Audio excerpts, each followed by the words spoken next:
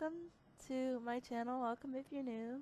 I'm Sukai Todd, and this is my review of The Spider Within a Spider-Verse short film. And as always, these are my purely subjective opinions. Take what you want, leave the rest. And if you think the Spider-Verse is woke, click off now. Bye! Okay, so, and I have a bit of a cough, so please forgive me. If you can't deal with it, then you can leave as well. Sorry. But, excuse me. What I'll say about my first reaction to The Spider Within. I knew it was gonna be frightening. Like, I could tell from the teasers I saw, which I'm at a point now with Marvel where I just watch one teaser and then go home, so to speak. Like, I don't want spoilers. I don't do spoilers, so, you know. But I do spoilers when I do reviews, so if you don't want to be spoiled by this, if you haven't seen The Spider Within and you're a Spider-Verse fan, please leave, watch it, and then come back to this video, okay? I don't want to ruin it for you. Okay, to all my fellow spider people. How many jump scares can they fit into 7 minutes? Sony and Marvel be like, yes, in bold, underline, italic. Okay, anyway.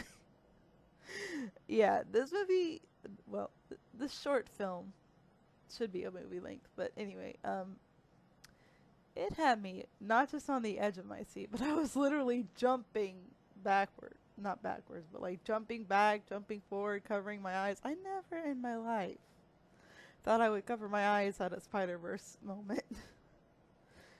But there was one scene, if you've already seen it, you know, where when Miles grabs his shadow self, which somehow is reminiscent of the Spot a little bit, and then the Spot version of Miles within his own mind turns into Man Spider. It's like, oh my god.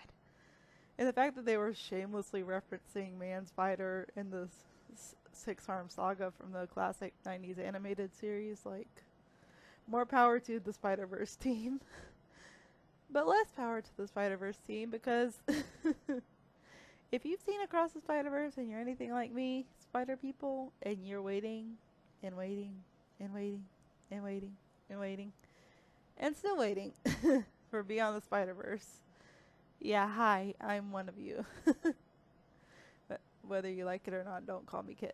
Anyway, point remains, I feel like, although this is a great short film and it gives me a lot of hope for Beyond the Spider-Verse, given that Miles' father is alive and very well in this short film, thank God, and it has a very triumphant ending that is very uplifting, despite basically the whole main part of the story, which I'm not hating on that by any means. I'm just like, holy Spider-Verse.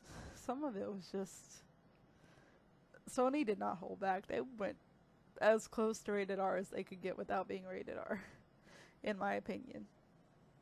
And I want to say this sidebar as someone who has mental health issues and, you know, works daily to overcome them. I really do think it's a wonderful thing that it's marvelous that they had it as a fundraiser and have it still as a fundraiser, as far as I know, for the Kevin Love Fund. I know I'm a white woman saying that, but I just think it's a great thing to see that the destigmatization of mental health is starting to become more prominent, because, and this is again sidebar, after watching after watching Across the Spider-Verse, I had a bit of an existential crisis of my own with that ending.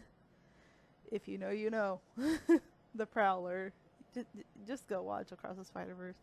Then watch The Spider Within. Thank me later. Anyway, but it just got me really in my head. And then The Spider Within was like, hey, let me make your head terrified. Like, that sounded better in my mind. But point is, bad jokes aside, I genuinely enjoyed this. 10 out of 10, except it's a freaking cliffhanger. But Miles mentions one girl, and I'm like, oh, which girl? Who is she? Who is she? What's her name? We all know it's Gwen. But anyway, And I also really enjoyed Miles's connection with his father. It was really nice to see a much more, do I want to say grounded?